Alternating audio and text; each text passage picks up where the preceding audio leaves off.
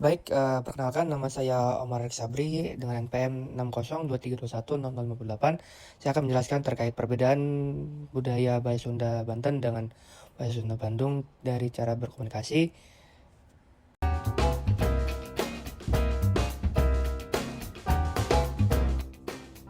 Oke, yang pertama kita akan membahas budaya Sunda, yaitu di bagian cara komunikasi. Yang pertama itu kita akan membahas Anyar, atau lebih dikenal oleh masyarakat setempat yaitu Anyar, adalah kecamatan di Kabupaten Serang, Provinsi Banten, Indonesia. Kecamatan ini memiliki pantai yang sangat terkenal sebagai daerah pariwisata. Kecamatan ini juga merupakan titik awal dari Jalan Raya Pos, yaitu Jalan Raya Anyar sampai Panarukan, yang dibangun oleh masa Hindia Belanda pada abad ke-19, yang berlangsung 1000 km di ujung timur Pulau Jawa. Lepas pantai Anyar adalah Pulau Sangiang. Kecamatan ini juga dikenal karena formasi karang dipenuhi dengan ikan tropis.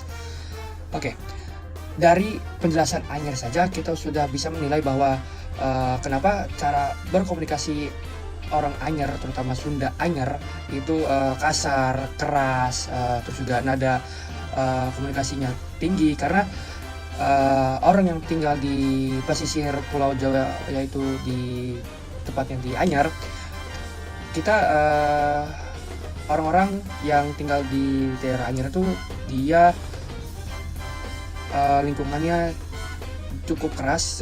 Kenapa dibilang cukup keras? Karena kita biasanya kalau misalkan lagi jualan atau enggak lagi ngomong sehari-hari, kita tuh ngomong di bawah teriknya matahari yang sangat panas. Kenapa bisa bilang kayak gitu? Karena Anyar terletak di pesisir paling ujung di Pulau Jawa, yaitu di Pulau Jawa Barat. Kenapa Sunda, terutama Sunda Banten, dibilang kasar? Karena budaya di Anyar tuh kita biasakan ngobrolnya tuh keras. Terus juga kita biasanya kalau misalkan kita mau ngobrol lumayan jauh, mungkin karena kita biasanya usahanya di pesisir pantai. Contohnya itu seperti berjualan makanan, terus juga berjualan jasa berenabut, jet ski, dan lain-lain. Itu tuh kita ngobrolnya biasanya di bawah terik matahari yang cukup panas.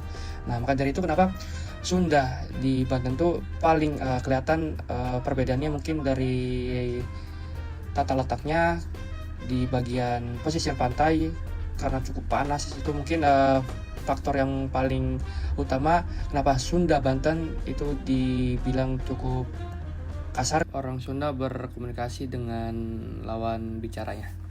Gara dia. Aduh, aing nanya salah aing di mana? Setan dia. Jelaskan salahnya di mana? Isen ka batur. Isen ka batur. Oh, Setan dia. mas isen ka batur ulah. Bangus dia. Isen ka batur ulah. Lunjak dia kenai dia. Berikut adalah penjelasan mengenai budaya bahasa Sunda di Bandung. Baik, penjelasan berikutnya adalah bahasa Sunda, yaitu di Bandung. Bandung adalah ibu kota Provinsi Jawa Barat, salah satu kota yang kental dengan budaya Sunda. Bahasa Sunda merupakan bahasa daerah yang utama yang digunakan oleh masyarakat setempat, meskipun bahasa Indonesia tetap menjadi bahasa resmi di ruang publik dan pendidikan. Kenapa bahasa Sunda di Bandung cenderung lebih lemah lembut dibanding bahasa Sunda di Banten? Karena kan di Bandung daerah yang agraris, dan juga suasana di Bandung lumayan adem dan bikin hati jadi sejuk. Lingkungan juga menjadi faktor kenapa bahasa Sunda di Bandung cenderung lebih lembut, karena orang-orang di Bandung terbiasa hidup di tempat yang sejuk, dingin. Maka dari itu ngomongnya juga tidak perlu kencang, tidak perlu teriak. Maka dari itu Sunda di Bandung cenderung lebih lembut dikarenakan hal tersebut.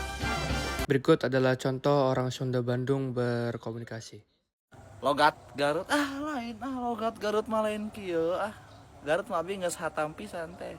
Ayeuna di daerah Garut Selatan heula we ka Pameungpeuk heula we nya logatna teh. Baik, dengan itu penjelasan terkait perbedaan budaya bahasa Sunda Banten dan bahasa Sunda Bandung, cara berkomunikasinya sudah selesai. Maka dari itu sekian. Assalamualaikum warahmatullahi wabarakatuh.